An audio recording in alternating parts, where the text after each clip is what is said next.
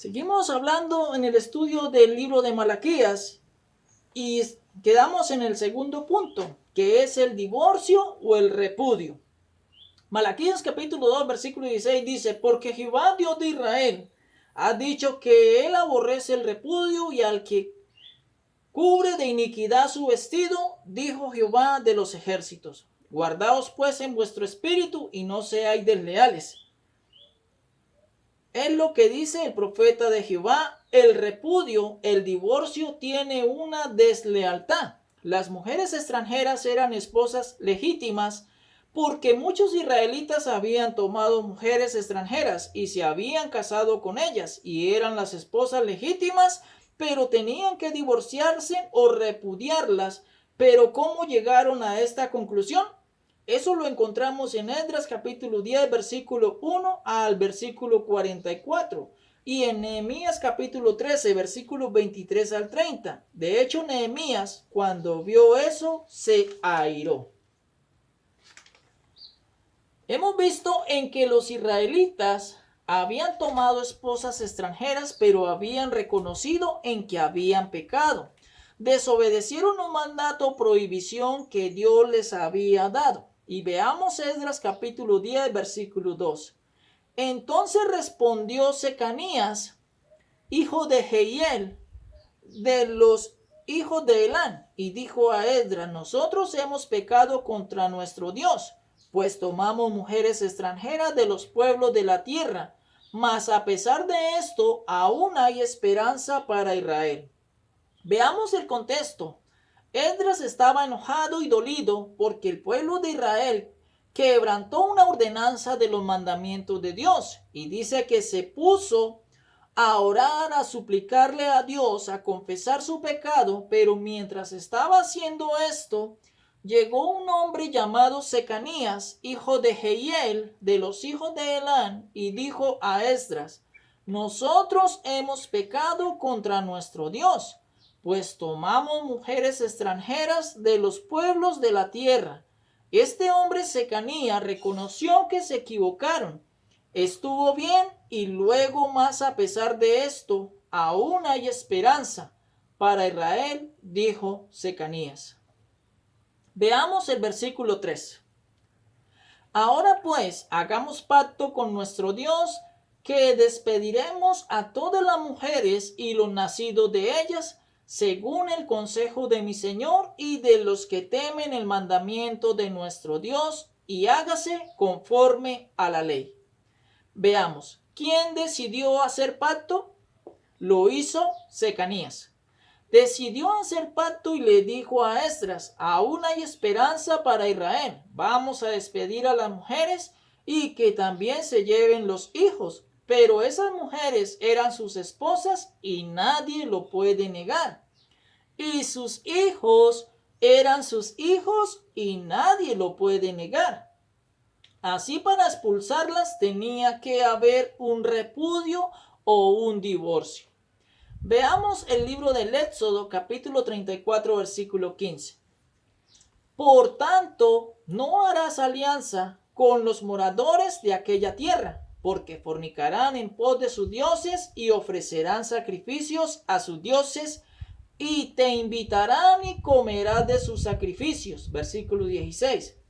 O tomando de sus hijas para tus hijos y fornicando sus hijas en pos de sus dioses, harán fornicar también a tus hijos en pos de los dioses de ellas.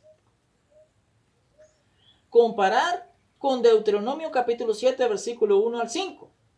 Según el mandamiento de estos relatos, en estos textos, la decisión que tomó Secanías en expulsar a las mujeres con sus hijos parece estar bien, porque hay una base legal de un mandamiento, pero no es un mandato de Jehová al analizar el relato de Esdras.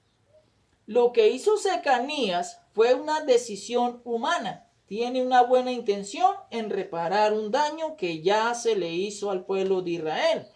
Ya se le hizo a unos hijos que no tienen culpa, pero que serán afectados por esa decisión. Ahora la decisión no cambió al pueblo, porque el pueblo siguió haciendo lo mismo, porque Malaquías, que es un profeta de Dios, advierte que eso siguió pasando. La pregunta es, ¿acaso hizo bien Esdras, Secanías y Nehemías en hacer ese pacto para echar fuera a esas mujeres y esos hijos? Solo estoy contemplando estas cosas para que analicemos y tomemos o tome su propia decisión. Y para que sí tomemos una enseñanza de esto. Y tenemos que preguntarnos lo siguiente. ¿Por qué Dios prohibía las alianzas matrimoniales entre judíos y extranjeros? ¿Cuáles eran las razones por las cuales Dios era tan celoso en esto? ¿Por qué decía que se tenía que expulsar al cananeo, al fereceo, al amorreo, al eteo, al heveo, sacarlo a la fuerza y exterminarlo? ¿Por qué se tenía que destruir sus altares en cuanto a sus dioses? Y a estas preguntas, y para responder estas preguntas, hay dos razones por las que Dios exigía o exigiera y pusiera como mandamiento y el pueblo de Israel no tuviera relación matrimonial con las demás naciones. Y la primera razón la hemos escuchado hasta el cansancio, y era que Israel tenía que guardarse de la idolatría. Por eso en la tierra de Canaán se tuvo que raer a esos pueblos, porque contaminarían a Israel con sus dioses. Por eso algunos dicen en que el Dios del Antiguo Testamento era sanguinario, pero hay una base fundamental para esto, que está en Deuteronomio capítulo 7, versículo 1 al 5, que también lo vemos en Éxodo capítulo 34, versículos 11 al 17. En este pasaje vemos en que Salomón falló, se dejó llevar por la belleza de las mujeres, se casó con mujeres extranjeras y éstas lo llevaron a cometer adulterio y fornicación espiritual, que es idolatría, siendo una causa por la cual Dios decía el no unirse con extranjeros. Pero no es la única razón, sino que la razón más importante por la cual Dios prohibía esto, teniendo una razón mucho más de peso, es la base genealógica, la que tiene que ver con la pureza de la raza, con la pureza de la estirpe, la que tiene que ver con la pureza de la descendencia.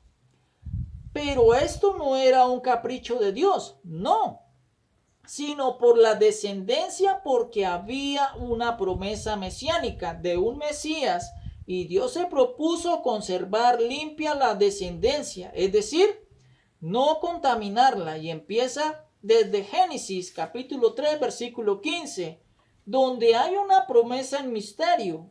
En ese entonces no se entendía mucho, pero hablaba de una simiente, de un Mesías. Se hace un pacto en una serie de promesas con Abraham. Se cumplieron en Isaac, en Jacob y en el pueblo de Israel. Y en Génesis capítulo 21, versículo 12, y en la carta a los Romanos capítulo 9, versículo 7, así como Hebreos capítulo 11, versículo 18. Pero eso no termina ahí. Posteriormente pacta con David, en que la descendencia del Mesías sería descendiente suyo, pariente suyo. Y en el primer libro de las Crónicas, capítulo 17, versículos 13 y 14, compararlo con Mateo, capítulo 1, donde ciertamente Jesucristo, la simiente, la descendencia, el Mesías, venía por la línea genealógica de David, tanto por el padre y tanto por la madre. Por eso la importancia de las genealogías. Los perezosos, aquellos que no les gusta leer la genealogía, dicen, no, gustarle la genealogía, pero en ella está la sustancia y así poder ver del por qué Dios prohibía las alianzas matrimoniales con los otros pueblos. Y era por mantener pura la raza o la familia genealógica de la cual vendría el Mesías príncipe para Israel. Que la palabra de Dios corra y sea glorificada.